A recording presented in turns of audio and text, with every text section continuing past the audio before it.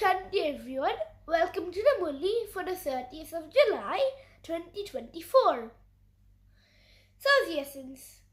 Sweet children, only the one Father is the remover of sorrow and the bestower of happiness. He alone removes all your sorrow. No human being can remove anyone's sorrow. This point is actually very interesting, and I like this point especially. Sweet children, the one Father is the only remover of sorrow and the bestower of happiness.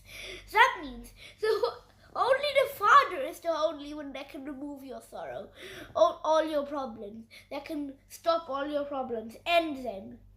And only the Father is the one that can bring your happiness. He alone removes all your sorrow. No human being can remove any. So there's 2 points that's interesting. Instead of wanting human beings, so instead of having desire and thinking he did that thing to make me sad, he should have done that so I'll be happy. Instead of relying on that, do you want to rely on like a few people or just one divine healer, our Father, Shiv Baba, who can heal all our sorrows and give us happiness? Just this moment, we just have to remember him. Isn't it amazing that he can remove all your sorrow? And he's definitely trustable. You must trust him. And of course, remember Shiv Baba every second, and you will definitely be healed of all your vices, all your ego, all your sorrow, all your problems, and you will be able to become full of happiness, and you will start to give people us a knowledge of happiness and things, but that's only so they can believe and have remembered with the Father. The Father will do the transformation again. So now the blessing. May you be a master or mighty authority who puts every elevated thought into practice. A master or mighty authority is someone whose thoughts and actions are the same. So a master or mighty authority is someone whose thoughts and actions are the same. Oh, so it's the same negative old actions? Wow, okay. I guess why didn't we do all the self-transformation and things? Nope. It's the dative. It's the divine deity qualities.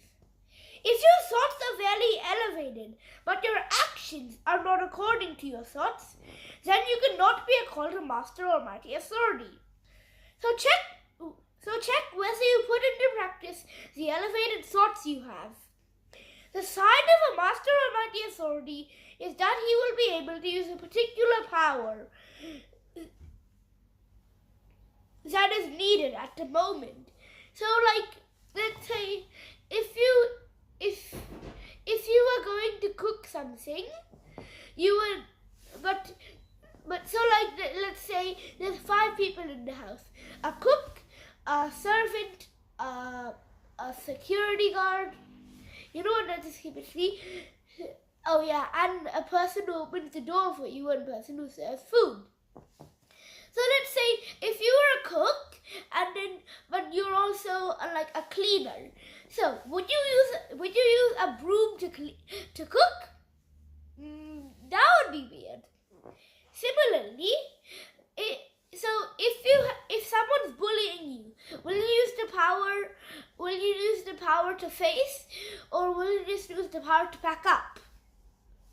That would be weird, or the power to withdraw, or the power to judge. That would be weird because you need the power to face or the power to tolerate for that one. So keep your physical and subtle powers under such control that you will be able to use any power you need in exactly the moment and become a complete divine deity soul. So the slogan: when knowledgeful souls have anger in them, they defame the Father's name. Wow, that rhymes. Another wordplay. They defamed the Father's name. So when knowledgeful souls like you, right now, you are faming the Father. Powerful, knowledgeful souls like you. If you have anger in you, make sure you don't, because you're defaming the Father's name. So because people will go like, what? You're so powerful. How can you be? I guess Shiva was saying doesn't work. I guess he's not real. Or you just become weaker and defame the Father's name. So less people will believe, especially if you started doing service. So make sure you always spin the discus of self-realization, and you will never have any problem, and you will never have any anger in you. Always check yourself. Check your charts. Be a good businessman. Be a master almighty, especially because sometimes anger. So remember, when someone is a bit mad at you, remember, not their fault, it's about how you react to it. So you have to make sure you can control your actions, and you have to use the correct, and you can call the correct cows at the correct time. So the question and the answer. What is the cause of peacelessness in the world? How is peace established?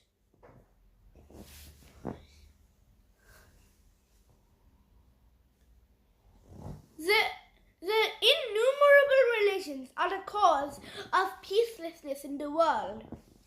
When there is diversity at the end of the Iron Age, there is peacelessness. The Father comes and establishes the one true religion, and then peace is established there. You can understand that there was peace in the kingdom of Lakshmi and Narayan. There was that pure religion, and there were pure actions. The benevolent Father is once again creating that world. There is no mention of peacelessness there.